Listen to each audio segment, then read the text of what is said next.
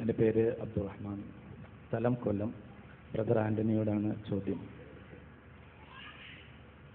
യേശു പാപങ്ങൾക്ക് പരിഹാരമായിട്ടാണ് ക്രൂശിക്കപ്പെട്ടത്. യേശു പാപങ്ങൾക്ക് പരിഹാരമായിട്ടാണ് ക്രൂശിക്കപ്പെട്ടത് എങ്കിൽ ആ ക്രൂശിക്കപ്പെടുന്നതോടുകൂടി ലോകത്ത് മനുഷ്യരുടെ പാപങ്ങൾ പൊറുക്കപ്പെടണം. പിന്നീടുള്ള മനുഷ്യന്മാരെല്ലാം പാപരഹിതരായിട്ടാണ് ജനിക്കേണ്ടത്. അപ്പോൾ യേശുവിൻ്റെ ക്രൂശുമരണത്തോടുകൂടി ശേഷം ജനിക്കുന്ന മനുഷ്യരെല്ലാം ഏത് നിലയിലാണ് ജനിക്കുന്നതെന്ന് പറഞ്ഞാൽ കൊള്ളാം.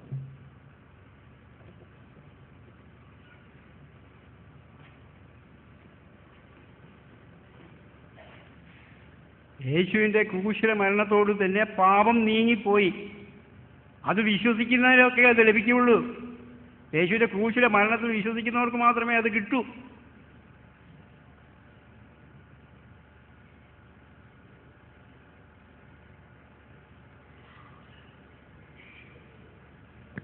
ഉപചോദ്യം: അപ്പം യേശുവിന് മുന്നുണ്ടായിരുന്ന പ്രവാചകന്മാരെല്ലാം തന്നെ ഏത് നിലയിലാണ് സ്വർഗത്തിലേക്ക് കടന്നത്? യേശുക്രിസ്തുവിന്റെ വിശ്വാസത്താൽ മാത്രം.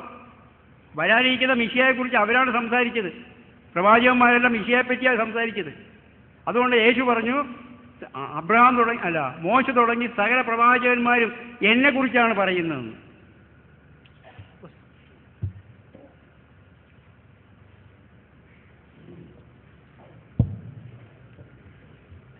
ഇവിടെ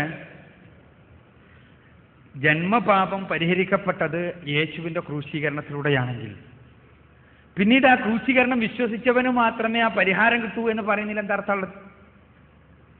ജന്മപാപം പരിഹരിക്കപ്പെട്ടത് യേശുവിൻ്റെ ക്രൂശീകരണത്തിലൂടെയാണെങ്കിൽ ആ ക്രൂശീകരണം വിശ്വസിക്കണമെന്ന നിബന്ധനയിൽ എന്താ അർത്ഥമുള്ളത്?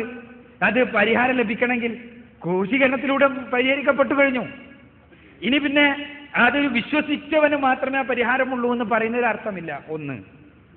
രണ്ടാമതായി, യേശുക്രിസ്തുവിനെ കുറിച്ചുള്ള വിശ്വാസത്തിലൂടെയാണ്, ക്രൂശീകരണ വിശ്വാസത്തിലൂടെയാണ് എല്ലാ പ്രവാചകന്മാരും രക്ഷിക്കപ്പെട്ടത് എന്ന് പറഞ്ഞു. അങ്ങനെ ബൈബിൾ എവിടെയും പറഞ്ഞിട്ടില്ല. യേശു പറയുന്നു, പലരും എന്നെക്കുറിച്ച് പ്രവചിച്ചിട്ടുണ്ട് എന്ന്. പ്രവചിച്ചിട്ടുണ്ടോ ഇല്ല എന്നുള്ളത് പരിശോധിക്കേണ്ടതാണ്. പ്രവചിച്ചിട്ടുണ്ടാകാം. പക്ഷെ ഇന്നത്തെ ബൈബിളിൽ യേശുവിനെ കുറിച്ചൊരു പ്രവചനം പോലും ഇല്ല. യേശുവിനെ കുറിച്ചൊരു പ്രവചനം പോലും പഴയ നിയമ ബൈബിളിൽ ഇന്ന് നിലനിൽക്കുന്ന ബൈബിളിൽ ഇല്ല. അപ്പോൾ അത് വേറെ വിഷയമാണ്.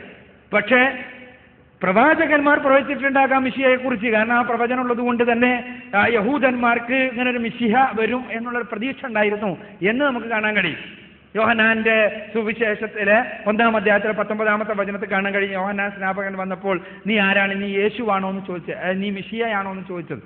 ആ മിശിഹയാണോ എന്നുള്ള ചോദ്യത്തിൽ നിന്ന് തന്നെ അന്നത്തെ ആളുകൾക്ക് വരാനൊരു മിശിഹയുണ്ടെന്നുള്ള ബോധം ഉണ്ടായിരുന്നു. പക്ഷെ അത്തരം മിശിഹയെക്കുറിച്ചുള്ള പ്രവചനം ഇന്ന് നിലനിൽക്കുന്ന ബൈബിളിൽ ഏതായിരുന്നാലുമില്ല. പിന്നെയുള്ള പ്രശ്നം ഈ ഇതിൻ്റെതാണ്, പരിഹാരത്തിൻ്റെ പ്രശ്നമാണ്. പരിഹാരം ഞാൻ പറഞ്ഞു കഴിഞ്ഞു. യേശുവിൽ വിശ്വസിക്കുന്നവർക്ക് മാത്രം പരിഹാരം എന്നുള്ളത് ഈ ആദിപാപം കൊണ്ടാണെങ്കിൽ, കാരണം ആദിപാപത്തിൽ വിശ്വസിക്കുന്നത് കൊണ്ടല്ല നമുക്കാർക്കും ആദിപാപം ഉണ്ടായത്. പിന്നെ എങ്ങനെയാണ്? അത് ആദാം ചെയ്തു പോയതുകൊണ്ടാണ്. നമ്മളാരും ആദാമിനോട് ചെയ്യാൻ പറഞ്ഞിട്ടില്ല. നമ്മളുടെ പൂർവ്വ പിതാവായി പോയി എന്നൊരു തെറ്റ് മാത്രമാണ് നമ്മൾ ചെയ്തിട്ടുള്ളൂ. അങ്ങനെ ആദാം ചെയ്ത ഒരു പാപം കൊണ്ട് നമ്മളെല്ലാം പാപികളായെങ്കിൽ, ആയിട്ടില്ല, ഇസ്ലാമികമായ വീക്ഷണപ്രകാരവും ബൈബിൾ പ്രകാരവും ആയിട്ടില്ല, ആയെങ്കിൽ ആ പാപം പരിഹരിക്കുവാൻ വേണ്ടിയാണ് ക്രിസ്തു യേശു വന്നതെങ്കിൽ പിന്നെ ആ പാപത്തിൽ വിശ്വസിച്ചാലാണ് ആ പാപം പരിഹരിക്കപ്പെടൂ എന്ന് പറയുന്നതിൽ അർത്ഥമില്ല. അതിൽ വിശ്വസിക്കുക എന്നുള്ളത് മറ്റെന്തെങ്കിലും കാര്യത്തിന് ഉപോത്ബലകമാണെങ്കിൽ ഓക്കെ, അതല്ലാതെ അതിൽ വിശ്വസിച്ചാലാണ് ആ ആദിപാപം നീങ്ങൂ എന്ന് പറയുന്നതിൽ അർത്ഥമില്ല എന്ന് ആണ് ഞാൻ മനസ്സിലാക്കുന്നത്.